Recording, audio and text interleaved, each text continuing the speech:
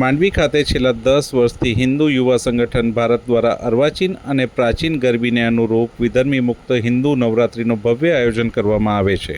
હિન્દુ યુવા સંગઠન ભારતના પ્રમુખ રઘુવીરસિંહ જાડેજાની આગેવાનીમાં નવદુર્ગાની પૂજા, આરાધના તેમજ બાલિકા પૂજન સાથોસાથ મહાનુભાવોનું સન્માન પણ કરવામાં આવે છે.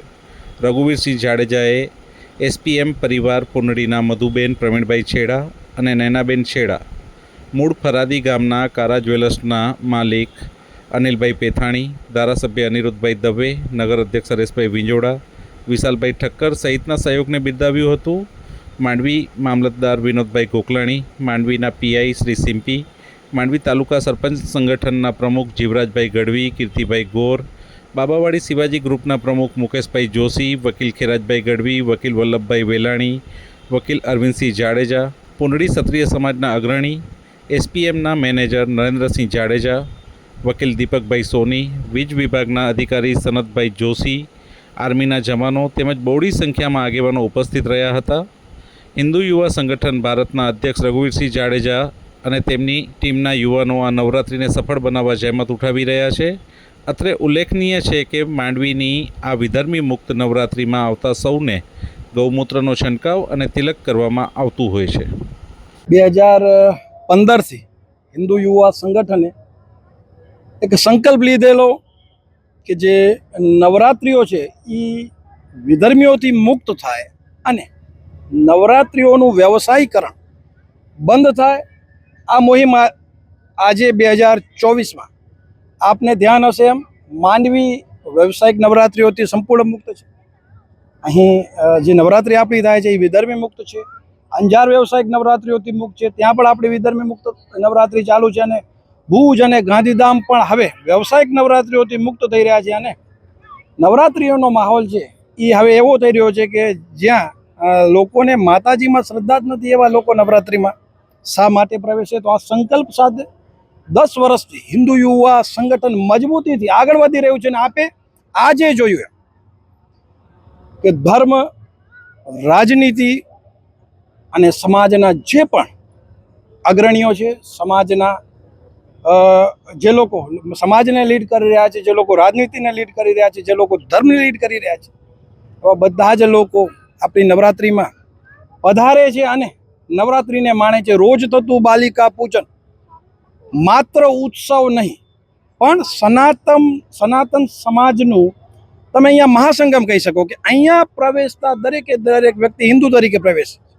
અને દરેક સમાજની જે બાલિકાઓ છે એનું રોજે રોજ હિન્દુ સમાજના અગ્રણીઓના હાથે બાલિકા પૂજન થાય છે. એટલે કે નવરાત્રિનું હવે જે આખું સ્વરૂપ છે, જે અર્વાચીન અને પ્રાચીન સ્વરૂપ છે, એ ક્યાંક માંડવીમાં દેખાઈ રહ્યું છે. અને આ નવરાત્રિ માત્ર ઉત્સવ નહીં પણ હિન્દુ સમાજનું સમાનતા, સમરસતા અને શક્તિનું કેન્દ્ર બિંદુ બની રહી છે.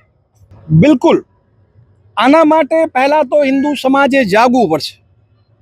2000 અને 5000 અને 500 ને 1000ની ટિકિટો લઈને જ્યારે ધર્મનું વ્યવસાયીકરણ થતું હોય ને એવી નવરાત્રિઓમાં જ્યારે આપણી મા બહેન બેટીઓ જતી હોય તો તમે વિચારી શકો છો કે 500 1000 કે 5000 રૂપિયા આપી અને કોઈ પણ પ્રવેશી શકશે. અને એમાં પ્રવેશતા અસામાજિક તત્વો દ્વારા ક્યાંક ને ક્યાંક નારીની મર્યાદાનું ઉલ્લંઘન થાય છે. એની સાથે ક્યાંક ને ક્યાંક જે રીતે છેડખાનીના બનાવો બને છે. આના માટે હિન્દુ સમાજ જાગે. અને વાત રહી વસ્ત્રોની, તો નારી શક્તિ તો મર્યાદાનું સ્વરૂપ છે. જો મહિલા જ આવા વસ્ત્રોમાં નવરાત્રિઓમાં પ્રવેશ કરશે તો સ્વાભાવિક છે કે આસુરી શક્તિ હર યુગે હોય છે. આસુરી શક્તિ માટે કોઈ ધર્મ પર્ટિક્યુલર હોતો નથી, દરેક ધર્મ આસુરી શક્તિ હોય છે. એટલે નારી પણ જાગે.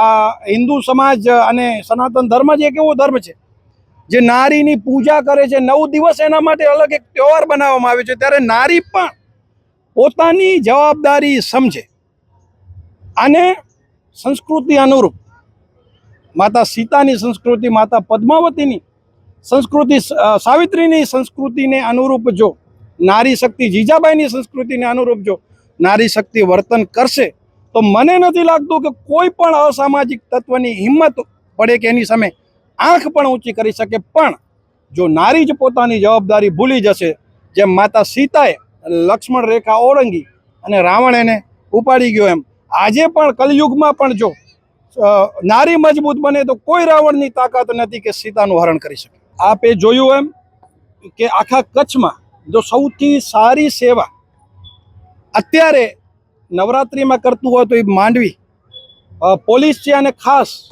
અમારા પીઆઈ શ્રી સિમ્પી સાહેબ આ વિષય ઉપર ખડે પગે હોય છે. રોજના 2 રાઉન્ડ એમના રાતના પણ નવરાત્રિમાં હોય છે કે કોઈ અસામાજિક તત્વ આવી અને કોઈ પણ જાતની ખોટી હરકત ન કરી જાય.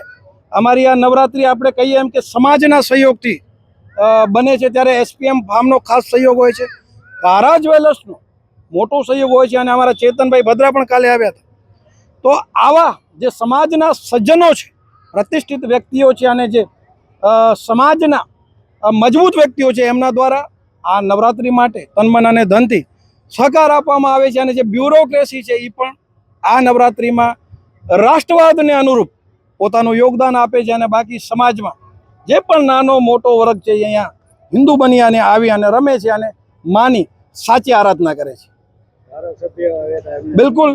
બીજા નવરાત્રિએ આપણા ધારાસભ્યશ્રી પણ આવ્યા હતા. તેઓ પણ ધર્મ અને રાષ્ટ્રવાદને વરેલા છે, અને ઘણા વર્ષોથી હિન્દુ યુવા સંગઠનની જે નવરાત્રિ થાય છે એમાં ધારાસભ્યશ્રી અનિરુદ્ધભાઈનો પણ સાથ સહકાર રહેલો હોય છે. વિશાલભાઈ ઠક્કર, હરેશભાઈ વિંજોણા નગરપાલિકાના જે અધ્યક્ષ છે, આ બધા જ લોકો આપણે એમ મેં પહેલાં તમને જેમ કહ્યું એમ કે આ નવરાત્રિ માત્ર ઉત્સવ નથી, આ હિન્દુ સમાજનું સમાનતા, સમરસતા અને શક્તિનું કેન્દ્ર બિંદુ છે.